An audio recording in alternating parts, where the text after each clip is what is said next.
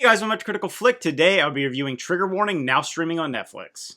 Trigger Warning is the newest action thriller film to get thrown up on the Netflix platform, and I was kind of interested to check this one out because it stars Jessica Alba, who I haven't seen in a feature-length film in a really long time, and I was interested to see her kind of take on a more gritty action film. And this one tells the story of Alba's character, who's kind of like a super soldier. In the beginning of the film, we see her in the desert fighting terrorists. We can tell that she's almost like a John Wick style character that can take down almost anybody. She receives a call that her father passed away in her small hometown, and she needs to travel back to there to take over the family bar that he created for her. And it unfolds like a lot of other kind of First Blood clones that we've seen over the years, where we have the soldier thrown into the small town setting and ends up having to fight kind of a crime syndicate or a group of locals that want to take her down. In that makes this movie feel very generic and bland at times.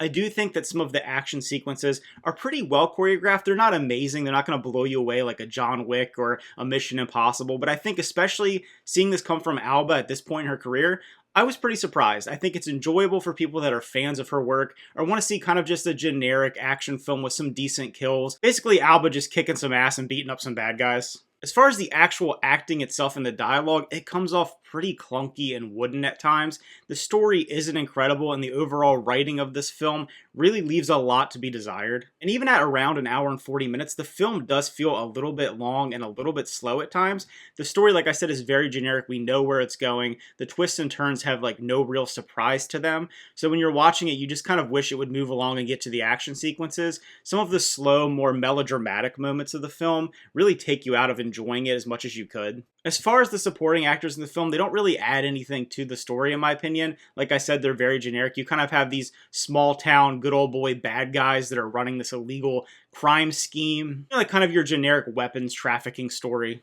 Anthony Michael Hall is in this one, who you may know from some of his great work in the 80s, whether that be Breakfast Club or Weird Science. He plays Ezekiel Swan, who's running for political office in this small town, and he's kind of the main bad guy in this film. There's some smaller bad guys that are working underneath of him that have a little bit more screen time, but he's kind of like the big bad in this one. And while he's not nearly as bad as he was in the Halloween film, where he just is screaming "Evil dies tonight" over and over again, he's not great. He doesn't have a lot to do. Like I said with this film, the dialogue is pretty basic and wooden. And one of the weird things about this film is it feels like it wants to have a political message, but it never really tries to say anything.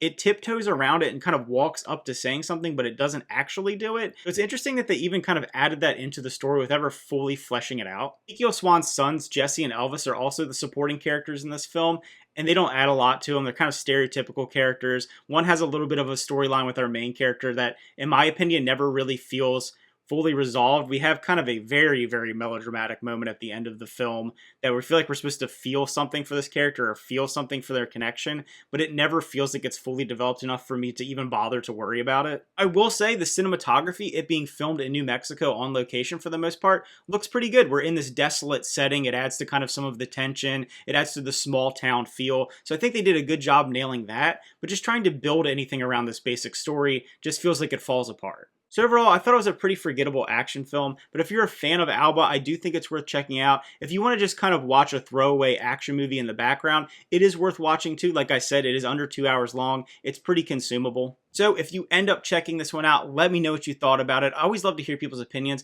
particularly if you really liked this movie. I think that the action genre is interesting because people can always find something enjoyable to take away from these films, whether it be the fights, the explosions, the CGI elements. It's always something that people find enjoyable. So if you really did enjoy it, leave those comments down below. And if you agree with me and you thought it was kind of forgettable and generic, make sure to let me know. Thanks for watching. Remember to like and subscribe, and see you guys next time.